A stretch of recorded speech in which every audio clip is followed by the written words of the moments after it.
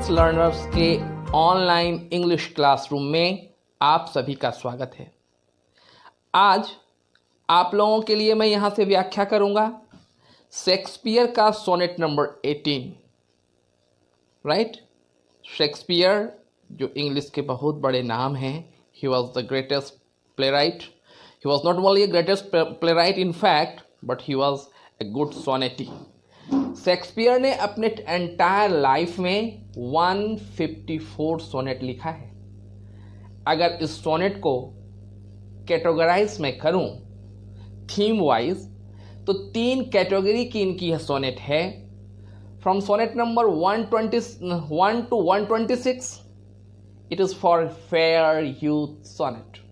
यहाँ इनका जो सब्जेक्ट मैटर रहा है, एक अननोन यूथ की बड़ाई, सुंदरता की बड़ाई इन्होंने किया है। So it belongs fair youth sonnet.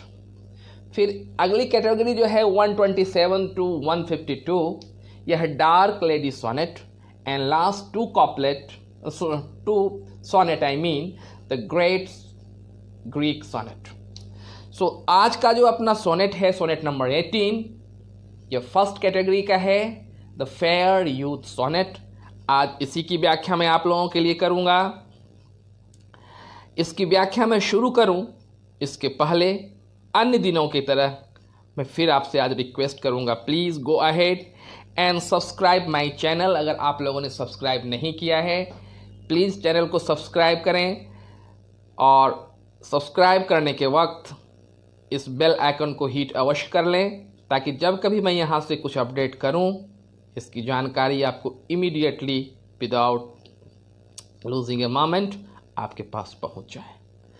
Right, so now I am just going to start the explanation of this sonnet.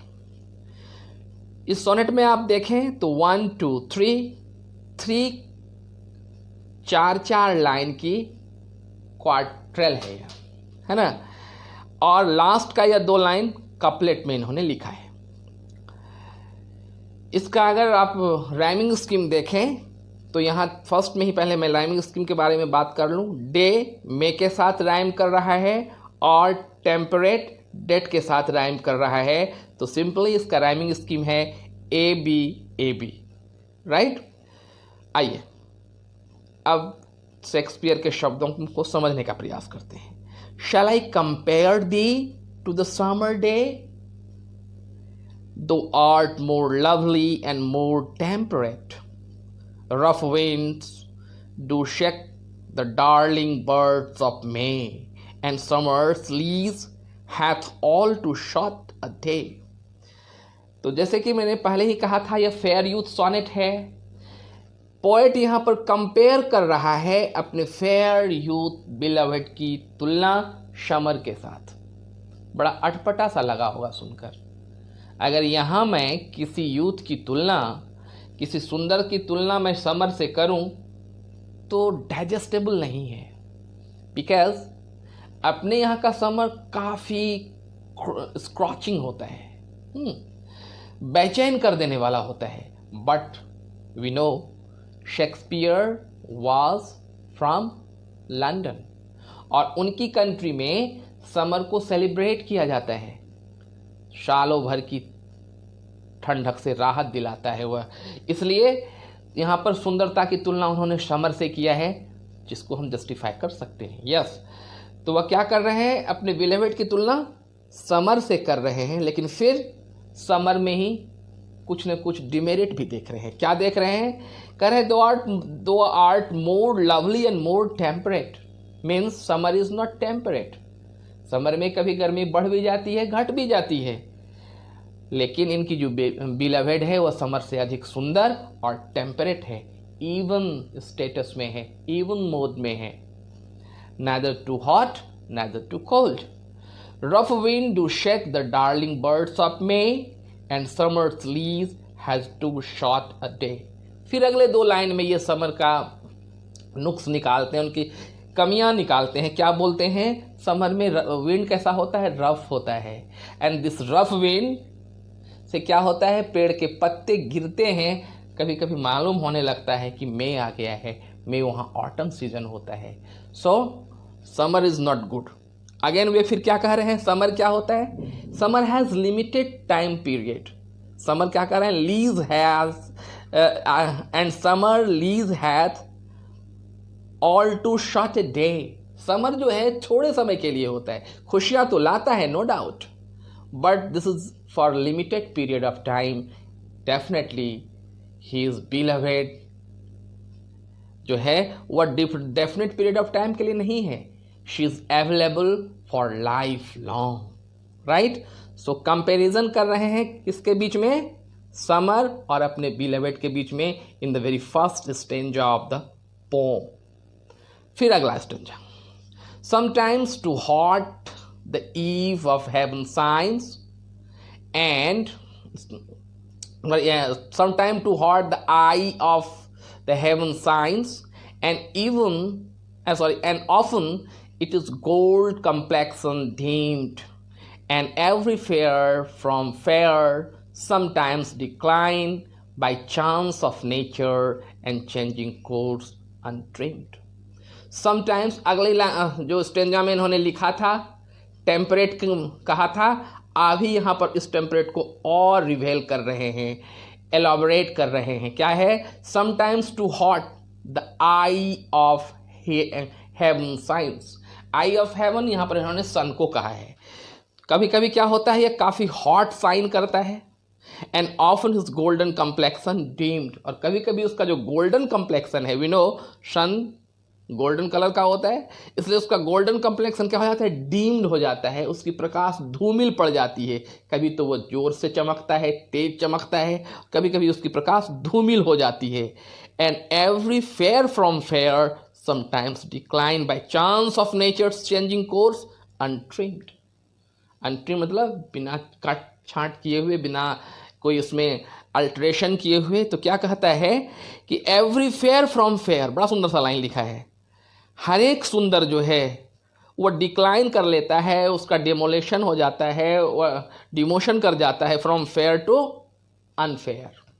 कोई भी सुंदर हो, आप देखेंगे समय के साथ उसमें झुर्रियाँ पड़ जाती हैं। It is the nature, it is the go of nature, संसार का यह नियम है ना। So every fair from fair sometimes declines by chance of nature changing course untrimmed. यही प्रकृति का नियम है जो अनचेंज रहता है, यह यहाँ पर कह रहे हैं।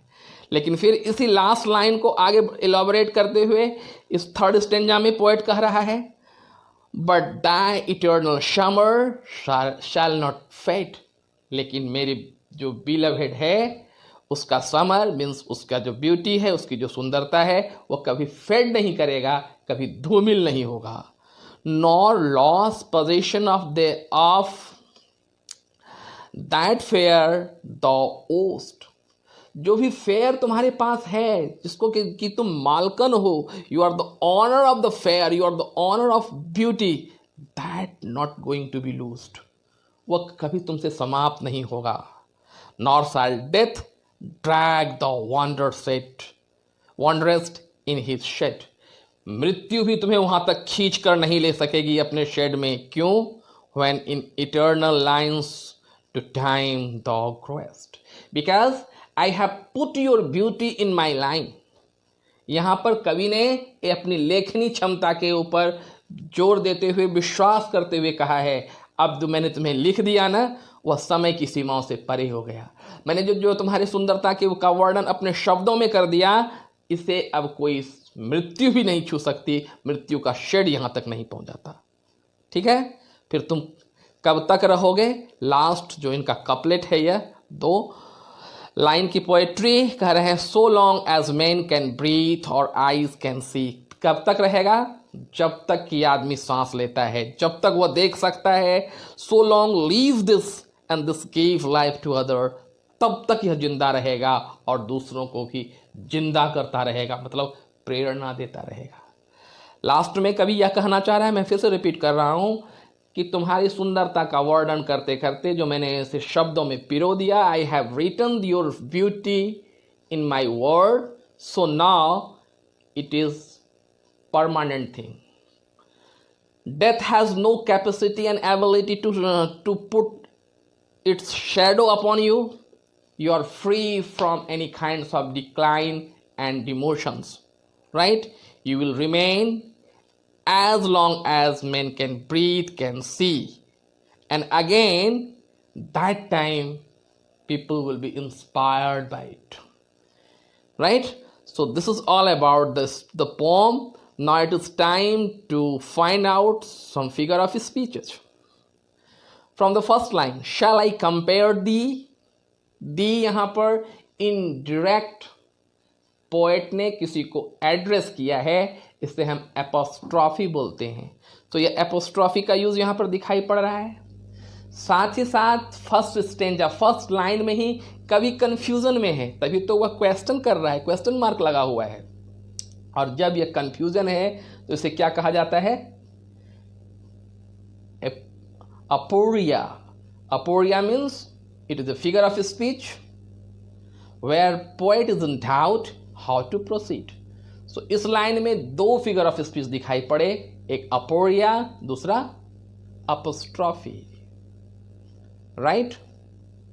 चलिए नेक्स्ट स्टेंजा में देखते हैं। यहां देख रहे हैं and often and and every से इन्होंने लाइन को स्टार्टिंग किया है। जब सेम लाइन से स्टार्ट किया जाता है, सेम वर्ड से स्टार्ट किया जाता है, उसे कहा जाता है एनाफोरा। यहाँ पर एनाफोरा भी मिल रहा है।